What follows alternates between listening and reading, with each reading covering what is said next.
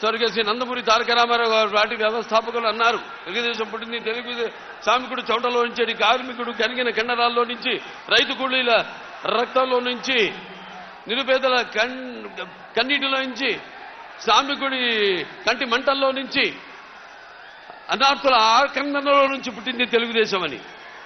మరి ఆనాడు ఒక చరిత్ర అది.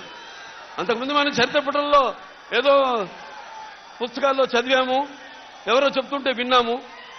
ఏదో హరిశ్చంద్రుడు ఏదో తన భార్యని సత్య కోసం అమ్మేశాడనో, లేకపోతే శ్రీరామచంద్రుడు అన్న తండ్రి మాటకే కారణములు కేకారాడనో, లక్ష్మణుడు అన్నసేవకి అంకితమయ్యాడని, లేకపోతే పత్య దైవమని తరించిపోయింది సీతాదేవని, చాపకుడితో సమతను నేర్పాడు నాటి పలనాటి బ్రహ్మన్న, మేడిపండులా మెరిసే సంఘం గుట్టు విప్పేది వేమన్నా, తెలుగు వితంతువుల వీధి రాతలు మార్చి వాళ్ళకు ఒక స్థానాన్ని కల్పించారు. అలాగే తెలుగు భారతిని తెలుగు భాషలో తీర్చిదిద్దాడు గురజాడ. అలాగే స్వతంత్ర భారత సమరాను దూకే నేతాజీ, అలాగే మన సత్యాగ్రహమే సాధనముగా స్వరాజ్యమే తెచ్చాను బాపూజీ. తెలుగు మన బ్రిటిష్ వారి గుండెని చూపించాడు అమరజీవి. అలాగే తెలుగు వారికి ఒక ప్రత్యేక రాష్ట్రాన్ని కోసం ఆహుతి అయ్యాడు అమరజీవి వెళ్ళి. ఇలా చదువు కానీ మనం తర్వాత చూస్తే, మన కళ్ళారా చూసి ఎన్టీ రామారావు గారి పార్టీ తెలుగుదేశం పార్టీని ఏర్పాటు చేయడం.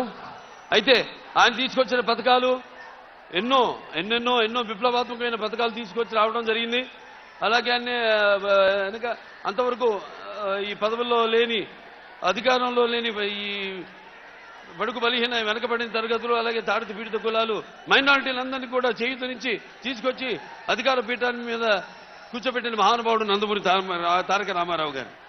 అలాగే నందమూరి తారక రామారావు తొరత ఆయన ఒక ముద్దు బిడ్డ అయిన తెలుగుదేశం పార్టీని నారా చంద్రబాబు నాయుడు గారు ఎంతో క్రమశిక్షణతో అదే పద్ధతిలో ముందుకు తీసుకెళ్తున్నారు.